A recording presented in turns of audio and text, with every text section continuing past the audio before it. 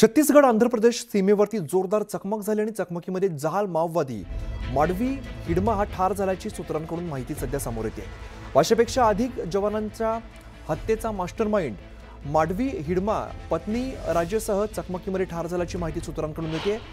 तर माडवी हिडमावरती 6 कोटी रुपयांचं बक्षीस होतं आणि देशातील आजची सगळ्यात मोठी बातमी खरं तरी म्हणावी लागेल। चकमकीमध्ये जहाल माओवादी माडवी हिडमा हा ठार झाल्याची माहिती सूत्रांकडून समोर येते।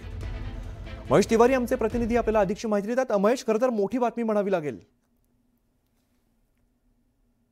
देशातली आजची नक्कीच आपण बातमी म्हणू शकतो, कारण रेड टेरर म्हणजे लाल आतंक, लाल दहशत म्हणून जे माओवादी चळवळीला आतापर्यंत देशात म्हटलं जातं, त्या माओवादी चळवळीचा कणा मोडणारी ही आजची चकमक आपण म्हणू शकतो। कारण आज छत्तीसगड आणि आंध्र प्रदेश सीमेवर अलुई सीतारामजू जंगलात ही चकमक झाली। 6 माओवादी ठार झाले आहेत आणि त्याच्यात जी मोठी बातमी येत आहे समोर की त्याच्यात माओवाद्यांच्या केंद्रीय समितीचा सदस्य माओवाद्यांच्या बटालियन क्रमांक जो अनेक वर्ष त्याच्या मार्गदर्शक होता तो राजेसह ठार झाला अशी माहिती आहे।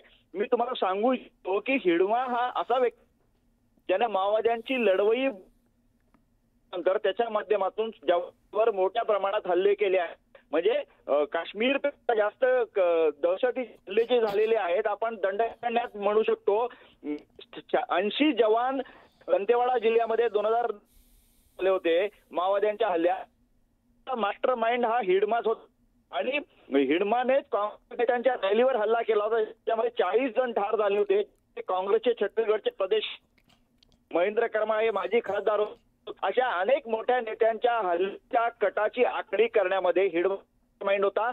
सुरक्षा दलांना वेळोवेळी जो आहे त्यांच्या चकमकीतून पळ काढण्याचा अनेकदा प्रयत्न केलेला आहे। त्याच्यासाठीच गेल्या वर्षी कर्रेगट्टामध्ये मोठं ऑपरेशन केंद्रीय सुरक्षा यंत्रणांनी राबवलं होतं। त्यामुळे सध्या देशातला सगळ्यात मोस्ट वॉन्टेड हा सुरक्षा यंत्रणांसमोर एक दहशतीचा पर्याय म्हणून हिडमाला घेरण्यात यश आले। अधिकृत घोषणा झाली नसली तरी जे सूत्रांनी लोकमतला एक्सक्लुझिव्ह माहिती आहे हिडमा ठार झालेली आहे। सगळ्या हिडमावर 6 कोटी जास्त बक्षीस आहे। हा आकडा 10 नाकारता येत नाही। हा एवढा मोठा होता, माओवाद्यांच्या समितीचा सदस्य असला तरी जबाबदारी होती। बटालियन जी लढवई बटालियन आहे, ज्या बटालियनचे माओवादी जवानांना अँबुश मध्ये घेरतात, अनेक वेळोवेळी त्यांनी मोठे हल्ले केलेले आहेत। त्या सगळ्यांचा मास्टरमाइंड बटालियनचा करता धरता हा हिडमाच होता। त्यामुळे हिडमा ठार झाल्याची बातमी ही सुरक्षा निश्चित, त्यामुळे महेश मोठी बातमी म्हणावी लागेल। धन्यवाद या सगळ्या सविस्तर माहितीसाठी। शिवसेना ठाकरे पक्षाचे राज्य संघटक अखिल चित्रे यांनी आणखीन एक फोटो शेअर केलेला आहे।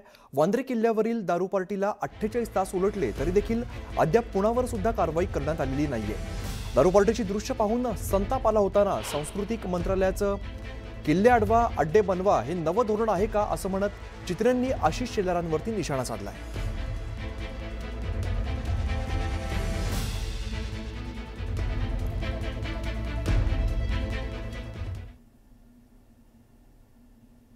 मराठी सिने अभिनेते आणि दिग्दर्शक प्रवीण तरडे यांनी किल्ले रायगडला भेट दिली आणि यावेळेला किल्ले रायगडवर पाहणी करत असताना त्यांना काही भागांमध्ये कचरा दिसून आला।